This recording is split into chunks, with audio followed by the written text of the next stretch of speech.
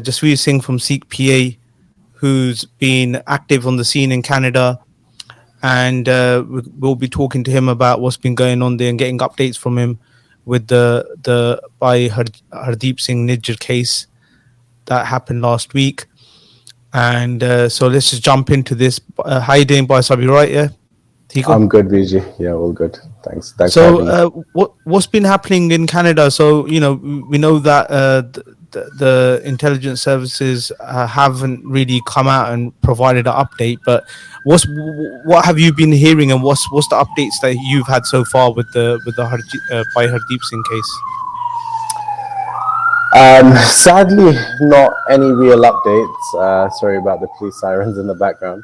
That's all right. But yeah, sadly, no real updates in terms of anything of substance regarding the case, regarding even how far this investigation will go. There have been statements from the likes of the Liberal Party Sikh caucus, so that's the Sikhs that are part of the Liberal Party, and across actually parties as well. Jagmeet Singh from NDP, they're calling for investigations to thoroughly look into Indian interference, which is a known issue within Canada.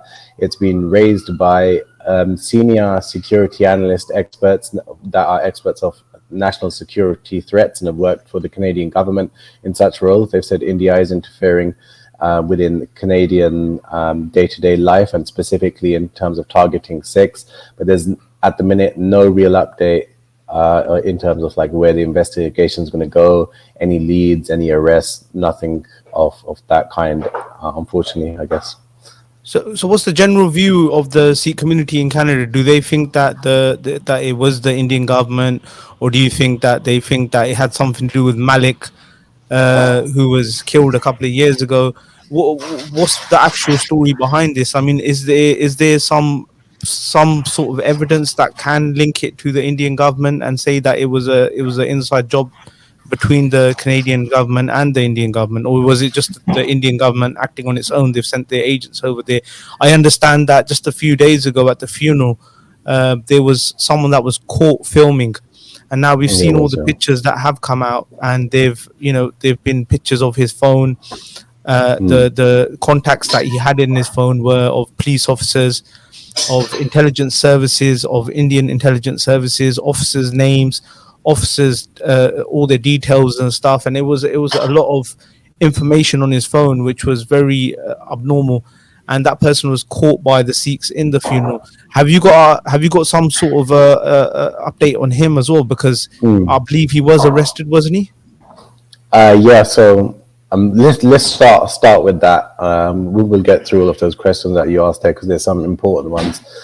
So starting with that situation, so yeah, at the Shahidi Smargam program, the funeral program for Shahid by Hardeep Singh Nijjar, a spy was caught red-handed. So he was acting suspiciously, taking pictures of Sangat, and someone saw what he was doing, and when they confronted him, he acted even more suspiciously. So they went through his phone and they could see very clearly, documented in pictures and videos, as you said, he was sending videos to Punjab police officers, people that are known Punjab police officers. Their actual pictures on his phone in the profiles were of them in Punjab police uniform, and they had their ranks and everything listed in the phone.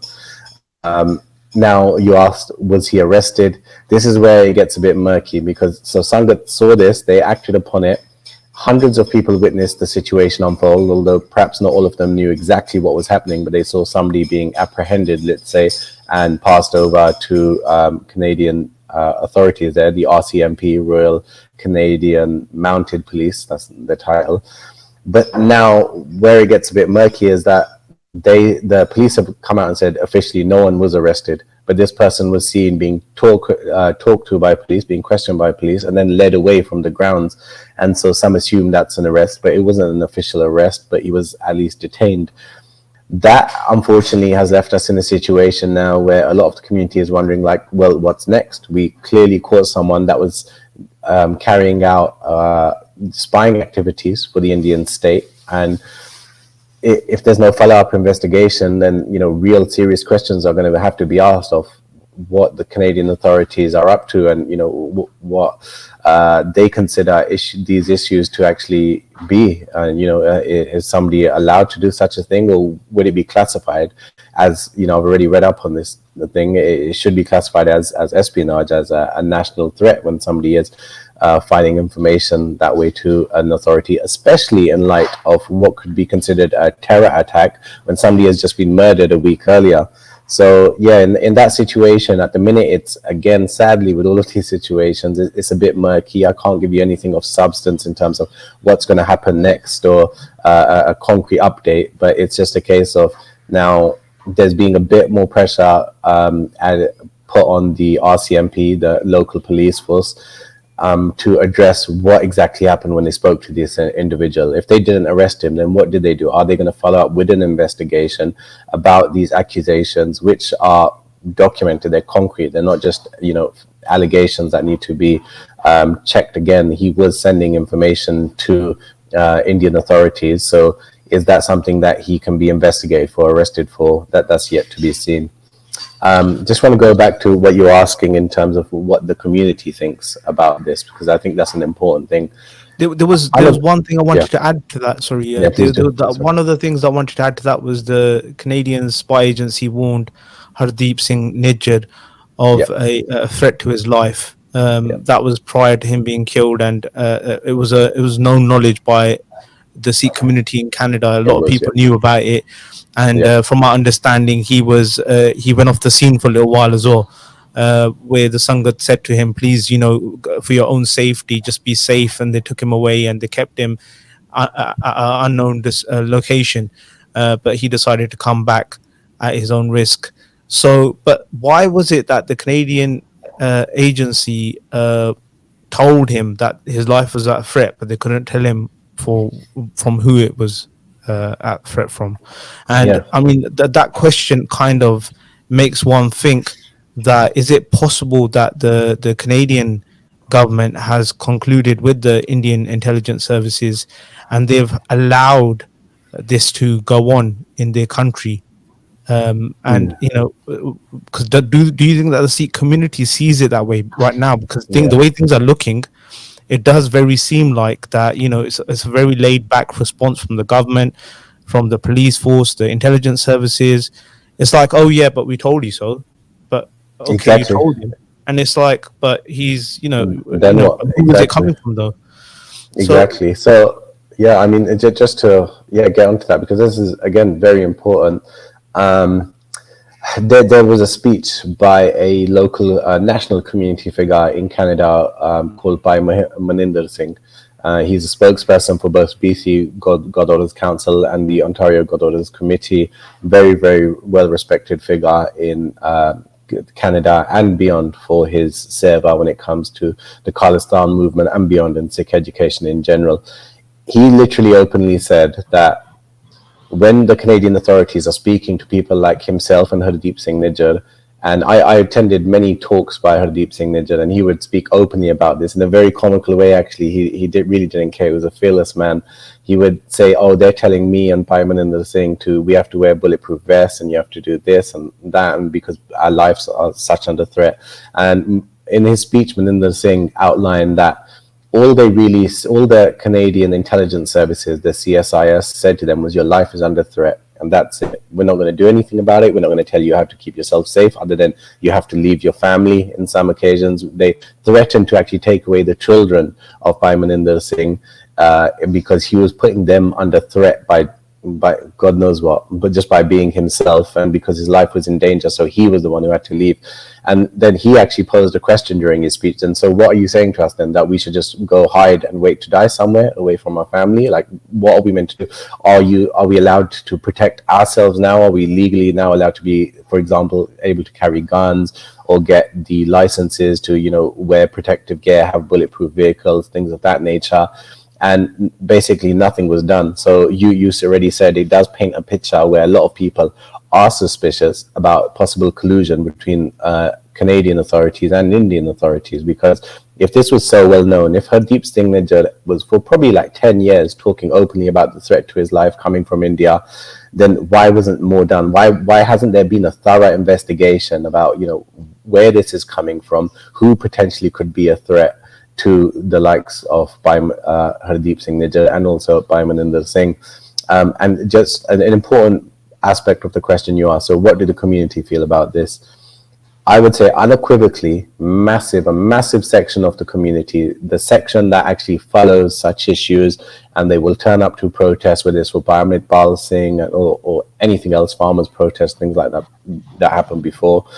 They completely believe unwaveringly that the Indian state has blood on its hands when it comes to this assassination. And there's no reason to think anything else, because the evidence for the threats against him were very open, that they were made clearly from India. There was a bounty put on his head by Indian intelligence services.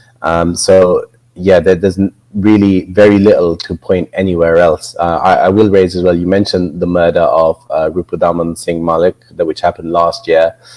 There has been like the odd sensationalist journalist, I would call them, that has tried to link the two and suggested there was some sort of feud going on between different groups that run Sikh institutions. There can be disagreements, minor disagreements, and there were between Hardeep Singh Nijjar and Rupudaman Singh Malik, which have been documented. But to suggest that the murders are linked in any way is really far-fetched, and it doesn't really make sense in the wider picture of what we know about how the Indian state targets the Sikh community.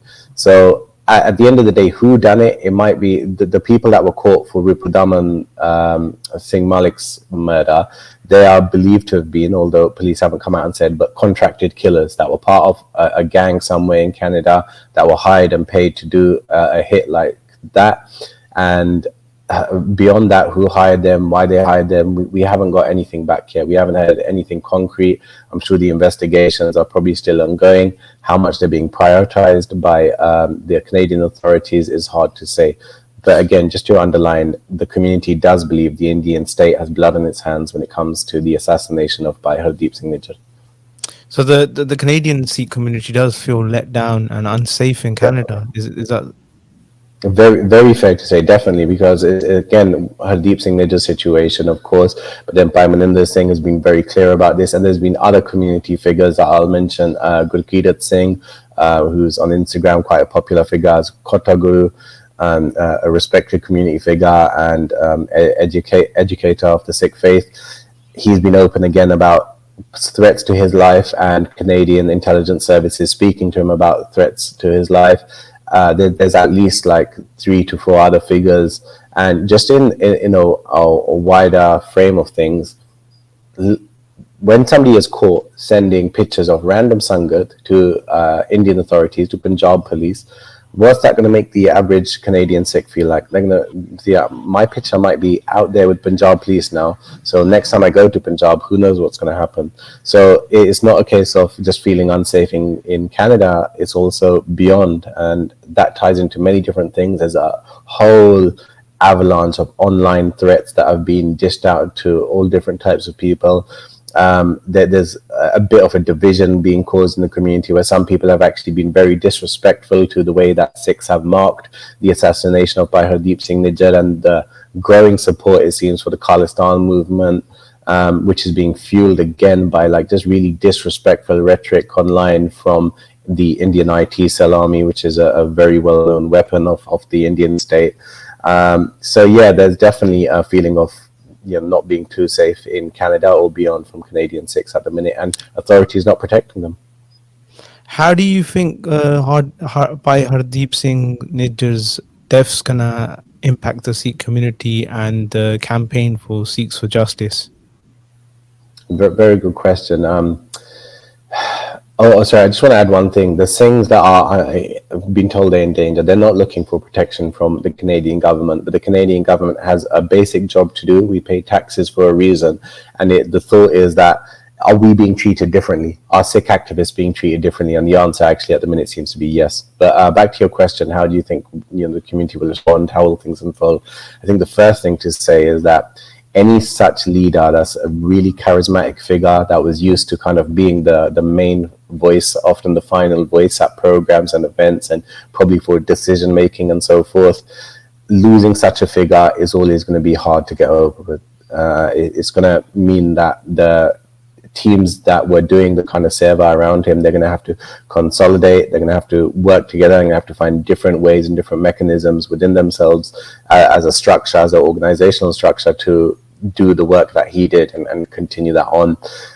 In terms of the Sikhs for Justice referendum campaign, Maharaj Kirpa, is great to say that they're still saying full steam ahead. Bhai Hardeep Singh Nijjar was a great supporter of the campaign, and the announcement of the event in September, the first event in the west coast of North America, in the west coast of Canada, is happening here in BC and Surrey in September. I believe the date was September 14th. So that was announced the day after his assassination. So what is great to see is that the teams there, the Sikhs for Justice group, and those that are supporting them, like Guru Nanak Sikh Gurdwara team and beyond, that was where Hardeep Singh Nijjar was president. They are resolute. They're not backing off. They're going to do exactly what they were meant to do, even if it continues to make other people targets. That's just the Sikh way, the Sikh sort. So the campaign's going ahead, and there's obviously going to be some changes, but overall, I think there was a really special thing happening on the day of the Shahidi Smagam. Mothers and parents, they were showing pictures of Hardeep Singh Nijjar. They were showing the body as it was laid out and saying, this is a Shaheed. This is a Shaheed in our lifetime, in our area. This is somebody that is going to be remembered by the Sikh Qaum forever now, as long as people are remembering the Shaheeds of the Sikh Qaum. People like Hardeep Singh Nijjar will be remembered. And that is going to have a lasting impact. You know, there's that old saying that they tried to bury us, but they didn't know we're seeds. We're going to see that type of impact as well long term from things like the assassination of Shaheed by Hardeep Singh Nijjar. What's your views on the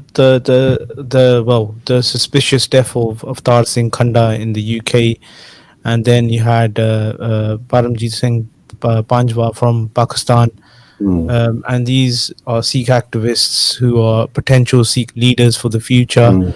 They've been within 1 month they've disappeared from and they've left us. So what's your thoughts on it? Because I understand that the I think the Midlands Police and the services here will be providing an update very soon as to what's happened to Avtar Singh Khanda. Now, what's your thoughts on it? Because there's a lot of speculation on the matter itself, but what's your thoughts on it? So the Sikh Press Association, we shared a video recently on our social media that anyone can see. We do need to put translations on it, but it's in Hindi. It's of a military figure that is a really fanatical Hindu extremist, Indian nationalist, that is a very popular YouTuber. He's an ex-army major called Gaurav Arya, and he is rabidly, venomously anti-Sikh, anti-Khalistan. And in April, he talked about such figures like by Avtar Singh Khanda, and he said literally the words, he is finished. He said the NIA are going to eliminate him. That's his own words in April. And then in June, we see Baisab pass away in suspicious circumstances. There is a thought as well that we can't trust UK authorities either to provide a proper insight into his passing, because we know that there's been collusion previously, historically, between the UK state and India. So it's very similar to what happened to Bhai Hardeep Singh Nijjar, but without the conclusiveness that the Indian state once again has blood on its hands. And the Sikh Federation have come out and openly said, no matter what the findings are, the Indian state have blood on their hands from the constant pressure that was being put towards Bhai Avtar Singh Khanda. His mother and sister were arrested for no reason. Literally, they did part of nothing. They were arrested and interrogated, I think, a month and a half ago out in Punjab. He was constantly getting accusations towards him of being a so-called terrorist, threats to his life, all of this kind of thing, just again for advocating for the Khalistan movement, for the free Sikh homeland, which Western freedoms allow us to do. So yeah, that is definitely part of a pattern, his passing. The same with Paramjit Singh Panjwa in Pakistan. Again, let's not forget as well that major Indian figures, people that are high up in the legal system, journalists, social commentators that brag about having a relationship with Modi, they celebrate these deaths openly as saying this is what India has done to the Khalistanis. We've got these Khalistanis. We're coming for the rest of you as well. That's literally the type of thing that they write online on social media all the time. So We've been seeing yeah, all the videos on social media, TikTok and exactly. Instagram. Yeah, There's these guys who have been spreading a lot of hate against the Khalistan movement for about a year or two, and suddenly when these deaths happened, some of them even made videos prior to the deaths and saying that, oh yeah, wow. these guys are gonna get killed. Yeah, yeah, Watch, you'll see it, and it actually happened. But it's exactly. very alarming that the intelligence services across the globe aren't picking up on it, and it's very worrying for the Sikh Very, community, and for I'll their just own give one safety. example of how bad the threats get. This morning, just today, one of the local Sevadars here in Canada and beyond, somebody who does a lot of Seva with the movement, he was tweeted a picture of a specific gun, and someone said, "This is the gun that's going to be used to kill you. Remember, everyone, remember this. This is the model of gun that is going to be used. It has a distinctive sound, and we're going to use this." Indian Hindu extremist nationalist tweeted that today. So that the threats aren't just like, yeah, they're not your average or watch yourself or something. They get detailed, they get specific. There's a lot of venom and hate, and there seems to be a lot of impunity as well in the way they can act. Like they can say this on social media. Social media organizations don't clamp down, and as you just said, intelligence services worldwide, they don't seem to be making a big fuss out of this either. Moving forward, do you think that the Sikh community should, if you're in Canada and America and you're allowed to have a gun license, do you think you should be carrying a gun around with you just in case something happens tomorrow? 100%. I mean, according to just Sikh rhetoric and the Sikh philosophy in general, we should be Shastradari.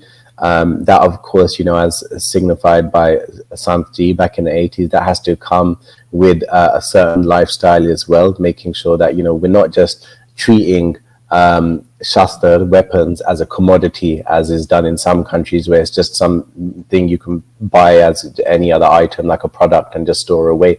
We treat them with respect and really revere them as we do. But in that sense, 150%, any Sikh that has the opportunity to legally do so should be arming themselves as to the max that they can. That's just a mandate from our guru. So yeah, 150%. And with that, I will also add, Bhai Singh said that there was frustration, let's say, during his speech. He mentioned that the Canadian authorities knew that our lives were in danger in terms of our Sangat, the Sangat that have been named in these kind of situations, like Bhai Singh. And there wasn't any support to let them arm themselves or protect themselves. But what you did also mention that don't think that Bhai Hardeep Singh Nijjar died empty-handed. That's what specifically what he said. He said, don't think that those rulings, let's say, or those restrictions from Canadian authorities prevented Guru Sikhs from being ready as ready as they can be and prepared as they can be. So keep that in mind too. There's definitely been a wake up call for the community. So thank you for coming on AK Media today, Paisab. And we look forward to having further updates from yourself in the coming weeks as to the situation in Canada. And always thank you for supporting AK Media and coming on and sharing your journalism with us. Waheguru Ji Ka ji Khalsa, का Khalsa Waheguru Ji Ki Waheguru ji की फतेह